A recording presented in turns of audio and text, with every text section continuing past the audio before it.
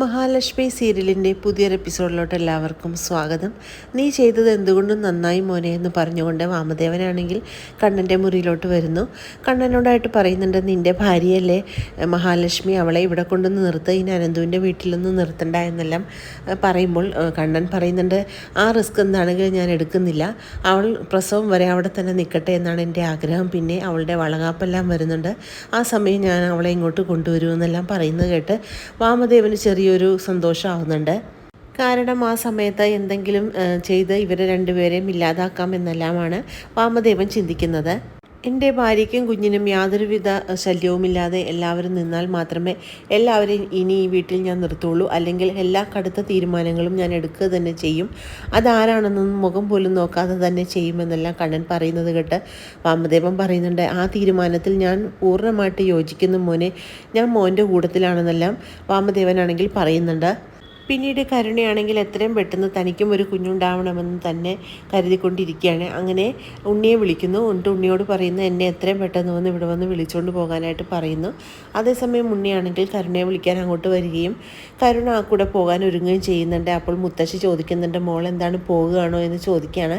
അതേ മുത്തശ്ശി, എനിക്ക് ഒരു കുഞ്ഞുണ്ടാകണം, ഇനി അത് എത്രയും പെട്ടെന്ന് തന്നെ ആകണം, ഡോക്ടറെ എനിക്കൊന്ന് കാണണം, എനിക്ക് എന്തോ ഒരു കുഴപ്പങ്ങളുണ്ടെന്നല്ലേ ഡോക്ടർ പറഞ്ഞത്, അതിനൊക്കെ എന്തെങ്കിലും മാറ്റങ്ങൾ സംഭവിച്ചിട്ടുണ്ടോ എന്ന് എനിക്കറിയണം മുത്തശ്ശി, അതുകൊണ്ട് ഞാൻ പോകുകയാണെന്നെല്ലാം പറയുന്നത് കേട്ട് മുത്തശ്ശി പറയുന്നുണ്ട്, മോളുടെ ഈ തീരുമാനം നല്ലതാണെന്നെല്ലാം പറയുകയാണ്. അതേസമയം ഡോക്ടറെ അടുത്ത് പോകുന്നുണ്ട് ഇവർ രണ്ടുപേരും കൂടെ. അങ്ങനെ ഡോക്ടറെ കണ്ട് ഡോക്ടറാണെങ്കിൽ എല്ലാം നല്ലൊരു പോസിറ്റീവായിട്ടുള്ള കാര്യങ്ങൾ തന്നെയാണ് ഇവരോട് പറയുന്നത്. നിങ്ങളുടെ ആഗ്രഹം പോലെ നിങ്ങൾക്ക് ഇനി കുഞ്ഞുങ്ങളുണ്ടാവും, വേറെ കുഴപ്പങ്ങളൊന്നും ഉണ്ടാവില്ല, അതുകൊണ്ട് നിങ്ങൾ നന്നായിട്ട് തന്നെ സൂക്ഷിക്കണം, പിന്നെ ഇത്രയൊന്നും സ്ട്രഗിൾ എടുക്കരുത് അമ്മയാകുമ്പോൾ എന്നെല്ലാം കരുണയോടായിട്ട് ഡോക്ടർ പറയുന്നത് കേട്ട് കരുണ പറയുന്നുണ്ട്, എനിക്ക് അന്നൊക്കെ അങ്ങനെ സംഭവിച്ചു പോയാൽ ഡോക്ടർ എന്നോട് ക്ഷമിക്കണം എന്നെല്ലാം പറയുന്നുണ്ട്. പിന്നീട് പോകുന്ന വഴിക്ക് കരുണ ചോദിക്കുന്നുണ്ട്, ഞാൻ ഇനി ഉണ്ണിയേട്ടൻ്റെ വീട്ടിലോട്ട് വരണോ എന്ന് ചോദിക്കുമ്പോൾ ഉണ്ണി പറയുന്നുണ്ട്, അതൊക്കെ നിൻ്റെ ഇഷ്ടം, നിൻ്റെ മുന്നിൽ ഇനി എന്നെ നടുവളയ്ക്കാൻ ഞാൻ തയ്യാറല്ല, അതുകൊണ്ട് ആരുടെ മുന്നിലും നടുവളയ്ക്കാൻ ഞാൻ തയ്യാറല്ല, അതുകൊണ്ട് ഞാൻ പറയുന്നത് പോലെ ജീവിക്കാൻ പറ്റുമെങ്കിൽ മാത്രം നീ അങ്ങോട്ട് വന്നാൽ മതിയെന്നെല്ലാം കരുണയോടായിട്ട് പറയുന്നു. നമുക്കൊരു കുഞ്ഞുണ്ടാകുമ്പോൾ നമ്മളുടെ കുഞ്ഞ് അവളുടെ കുഞ്ഞിൻ്റെ മുന്നിൽ തീരെ മോശമായി പോകും. അവളുടെ കുഞ്ഞിനെ അവൾ നല്ല രീതിക്ക് തന്നെ നല്ല സമ്പത്തോടു കൂടി തന്നെ വളർത്തും. നമ്മുടെ കുഞ്ഞിനെ നമുക്ക് അങ്ങനെ വളർത്താനുള്ള സാമ്പത്തികമില്ലല്ലോ ഉണ്ണിയേട്ടാ എന്നൊക്കെ പറയുമ്പോഴേക്കും അങ്ങനെയൊക്കെ പറഞ്ഞിട്ടുണ്ടെങ്കിൽ നമുക്ക് എങ്ങനെ കുഞ്ഞുണ്ടാവും, അതുകൊണ്ട് നീ അതൊന്നും ആലോചിക്കേണ്ട എന്നെല്ലാം ഉണ്ണി പറയുന്നുണ്ട്. പിന്നീട് മഞ്ജുവിനെയും സാഗറിനെയും കണ്ണനാണെങ്കിൽ വീട്ടിലോട്ട് കൊണ്ടുവരുന്നുണ്ട്. അതുകൊണ്ട് എല്ലാവരും ആകെ ഞെട്ടിത്തെറിച്ച് നിൽക്കുകയാണ്. ഉണ്ണിയും ദുർഗയും എല്ലാം ചോദിക്കുന്നുണ്ട്, ഇവളെ എന്തിനാണ് ഇപ്പോൾ ഇങ്ങോട്ട് കൊണ്ടുവന്നതെന്നെല്ലാം കണ്ണനോട് ചോദിക്കുമ്പോൾ കണ്ണൻ പറയുന്നുണ്ട്, അതെനിക്കിഷ്ടമാണ്, എൻ്റെ വീട്ടിൽ ആരെ വരണമെന്നും പോകണമെന്നും ഒക്കെ തീരുമാനിക്കുന്നത് ഞാനാണ്, ഇവരെ കൊണ്ടുവന്നത് ഇഷ്ടപ്പെട്ടിട്ടില്ലെങ്കിൽ നിങ്ങൾക്ക് ഇവിടെ നിന്ന് പോകാം, അതിന് ആരും തടസ്സം നിൽക്കുന്നില്ല എന്നെല്ലാം കണ്ണൻ പറയുന്നത് കേട്ട് ഇവർക്ക് രണ്ടുപേർക്കുമാണെങ്കിൽ ആകെ ദേഷ്യം വരുന്നുണ്ട്. ഇനി വീട്ടിലാണെങ്കിലും ഓഫീസിലാണെങ്കിലും കള്ളത്തരങ്ങളും അതിക്രമങ്ങളും ചെയ്യുന്നവരെ വെച്ച് പുലർത്താൻ ഞാൻ തയ്യാറല്ല, അതുകൊണ്ട് എല്ലായിടത്തും ഒരു ശുദ്ധികലശം ചെയ്യാനുണ്ട്, അതുകൊണ്ട് മാത്രമാണ് ഉണ്ണിയെ കമ്പനിയിൽ നിന്നും പുറത്താക്കാൻ ഞാൻ അയാളോട് പറഞ്ഞതെന്നെല്ലാം കണ്ണൻ പറയുന്നത് കേട്ട് ഉണ്ണിക്കാണെങ്കിൽ ആകെ ദേഷ്യം വരുന്നുണ്ട്.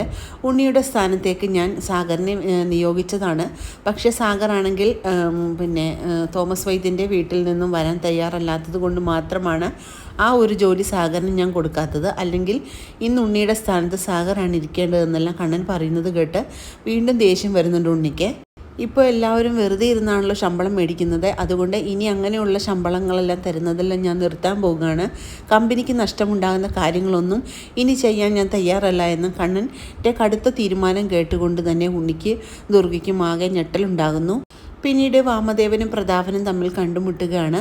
എന്നിട്ട് വാമദേവൻ പറയുന്നുണ്ട്, ഇങ്ങനെ പോയാൽ നമ്മുടെ കാര്യങ്ങളൊന്നും നടക്കില്ല, ഇതിനൊരു തടയിടുക തന്നെ ചെയ്യണം, അവനാണെങ്കിൽ നല്ല രീതിക്ക് തന്നെ ഇനി മുന്നോട്ട് പോകാൻ തന്നെയാണ് തീരുമാനിച്ചിരിക്കുന്നത്, അതെന്നോട് അവൻ തുറന്നു പറയുകയും ചെയ്തു, അവന് തടസ്സം നിൽക്കുന്ന ആരെയും അവൻ വെട്ടി വീഴ്ത്തുമെന്നാണ് പറയുന്നത്, അതുകൊണ്ട് ഇനി ഇങ്ങനെ പോയാൽ പറ്റില്ല എന്നെല്ലാം വാമദേവൻ പറയുന്നത് കേട്ട് പ്രതാപം പറയുന്നുണ്ട്, എൻ്റെ മോളുടെ കണ്ണീര് കാണാൻ എനിക്കിനി പറ്റില്ല, അവളെപ്പോഴും സന്തോഷവതിയായിട്ട് തന്നെ ഇരിക്കണം, അതാണ് എൻ്റെ ആഗ്രഹമെന്ന് പറയാണ്.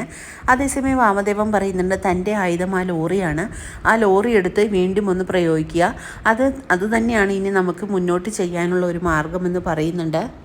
അന്നേ തന്നെ അവൻ്റെ കഥ കഴിക്കേണ്ടതായിരുന്നു, അല്ലെങ്കിൽ നമ്മൾക്ക് ഇങ്ങനെയൊന്നും ഇപ്പോൾ സംഭവിക്കില്ലായിരുന്നു, അവൻ്റെ ഭാഗ്യം കൊണ്ട് അവനൊന്ന് രക്ഷപ്പെട്ടു, പക്ഷേ ഇപ്പോൾ നമുക്കത് നടപ്പിലാക്കണം, എന്നാൽ മാത്രമേ നമ്മുടെ കാര്യങ്ങളെല്ലാം ഇനി അങ്ങോട്ട് നടക്കുകയുള്ളൂ എന്നെല്ലാം പ്രതാപനോട് പറയുന്നത് കേട്ട പ്രതാപൻ പറയുന്നുണ്ട്, ശരിയാണ്, ഇനി നമുക്ക് അത് തന്നെ ചെയ്യാം, അല്ലാതെ രക്ഷയില്ല എന്നെല്ലാം പറയുകയാണ്.